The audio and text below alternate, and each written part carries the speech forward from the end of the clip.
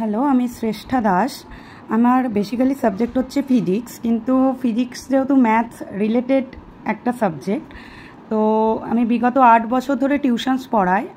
তো সেখানে দেখি বেশিরভাগ 11-12 লেভেলের স্টুডেন্টদের কমপ্লেক্স নাম্বারের এই আই অপারেটরটা নিয়ে একটু ডাউট থাকে মিনস কনসেপ্ট ক্লিয়ার থাকে না। আমি যখন তাদের কোয়ারি করি যে হোয়াট ইজ আই, তারা বলে দেয় তার ভ্যালুটা হচ্ছে √(-1) কিন্তু এটা কিভাবে এলো বা কেনই এর ভ্যালু √(-1) এরকম লিখছি সেটা সম্পর্কে তাদের কোনো কনসেপ্ট থাকে না। তো সেটার ব্যাপারেই আমি কনসেপ্ট ক্লিয়ার করার জন্য আজকে এসেছি। তো বেসিক্যালি ম্যাথামেটিক্সে ডিজিটস থাকে আর কিছু অপারেটার্স থাকে। এই টার্মগুলো শুনতে হার্ড হলেও কিন্তু বেসিক্যালি খুব ইজি টার্ম। কেন? কারণ ধরো তোমাকে দুটো ডিজিট দেওয়া যায়, অ্যাজ 5 and 2। ওকে, যদি আমি এই অপারেটরটা দিই plus operator, then result is 7। যদি সেম ডিজিট দিয়ে দিই বাট অপারেটরটা চেঞ্জ করি, তাহলে কত হবে? 3। সেম ডিজিট ইউজ করছি বাট অপারেটর চেঞ্জ করলে রেজাল্ট দেবে কত? 10। সেম ডিজিট ইউজ করছি,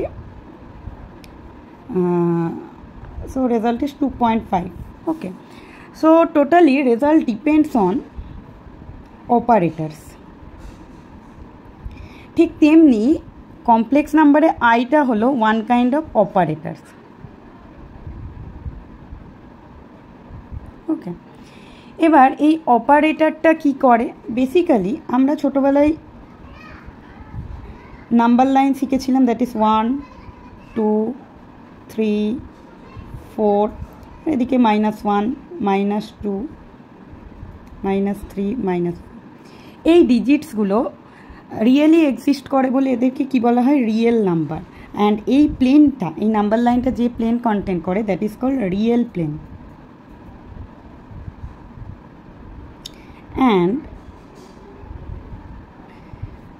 এখানে আমরা একটা ইম্যাজিনারি নাম্বারের জন্য একটা প্লেন কনসিডার করি, সেটাকেই বলে কমপ্লেক্স প্লেন।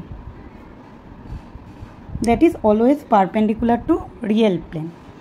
এবার আমরা যখন আই অপারেটরতে কি করে, আই হচ্ছে এমন একটা অপারেটর যেটা হচ্ছে রিয়েল প্লেন থেকে কমপ্লেক্স প্লেনে নিয়ে যায়। ঠিক আছে, তো অ্যাজ ইফ এই ডিজিটটা এটা কোন প্লেনে আছে? রিয়েল প্লেনে আছে, +1 ইজ ইন রিয়েল প্লেন। ওকে, তো এই নাম্বারটাকে এখান থেকে এখানে কমপ্লেক্স প্লেনে যেতে গেলে একটা আই অপারেটর লাগে। এগেন কমপ্লেক্স প্লেন থেকে এগেন রিয়েল প্লেনে আসতে আবার একটা অপারেটর আই লাগে। ঠিক আছে, তাহলে এই আইটা ফার্স্ট হচ্ছে 1-এর ওপর অ্যাক্ট করলো,